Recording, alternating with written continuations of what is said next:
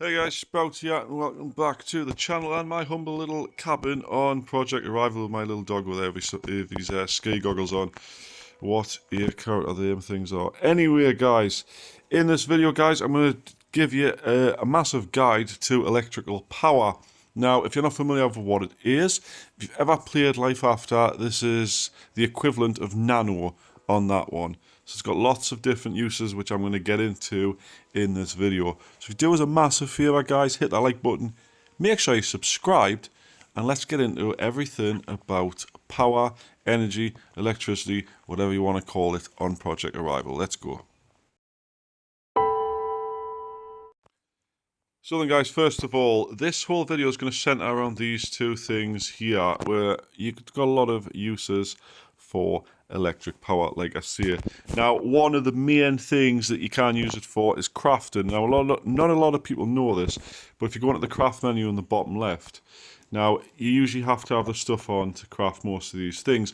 But if you're stuck in the middle of the wilderness, you know, your heating rod or your cooling rod runs out, or you need some desperate bandages and you've got no fibre on you, you can click this little thing at the bottom that says electric power craft. Now, if you've got enough electricity, you can see in the top left, top right there, I've got 216.1. For instance, let's say I run out of a heating rod, it's going to cost us 6.1. Cooling rod 6.4, or even, excuse me, bandages 18.1 for advanced ones. Or even I can even do a vector diagnostic device, which is a AOE healing device if you're not familiar with that. You can also craft the gathering tools if you really need one and you haven't got enough stuff on you, such as for the crimping pliers, which is a ridiculous one. But yes, you can craft all these things except the things that are white or red, because you need to craft them specifically, like without electric power, before you can craft them with electric power. So if I was, for instance, go to material craft and craft one of them, you see, that does that. And then on electric power, I can now craft it. So once you've crafted it with electric power, with non-electric power, then you can craft it with electric power. Something to do with the blueprints or something like that. I'm not really sure. Anyway, that's that. Let's get into the next thing. Now, the tutorial will tell you this, but you do need electricity for your ammunition. So if you look in the top left there, got electric power 87 out of 100. That is obviously, you go to your battery, which is over here. And I've explained this in another video. In my beginner's guide, you do press charge, and it'll charge your battery, and hopefully I didn't just break mine doing that. Your portable battery, and that gives you ammo.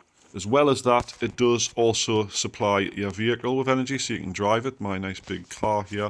I've got auto charge on at the top right there, but if you don't have that on, you have to, you know, manually charge it. I can't do it right now because it's full, but it's better to just have auto charge on anyway. So that's that.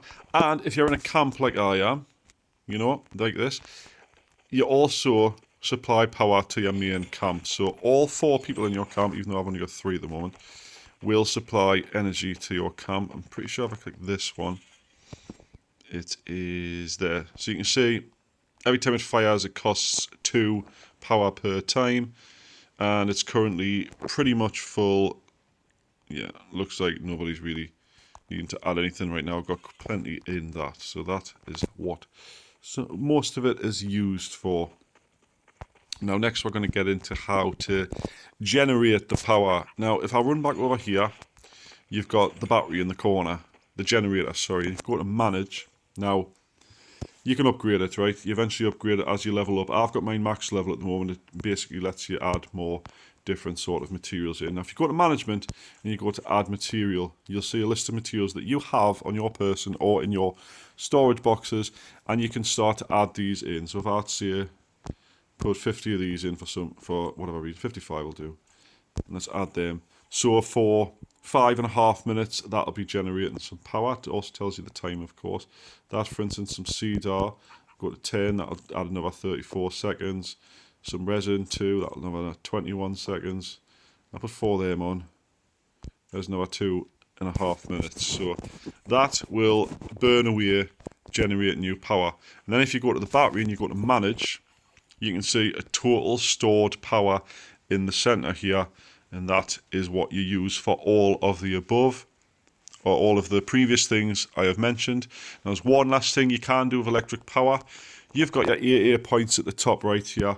say you've maxed this out, you don't really need any, you can go to electric power trade and you can sell whatever you've got for AA points, which of course you can use in, for instance, the store to buy these things here. So that's everything to do with power, guys. Hope you've enjoyed the video. If you have, like I say, like the video, make sure you're subscribed, and in the next coming days I'll be doing a lot more advanced guides on pretty much every feature in the game. So thanks so much for watching. I'll see you in the next one. Bye bye for now.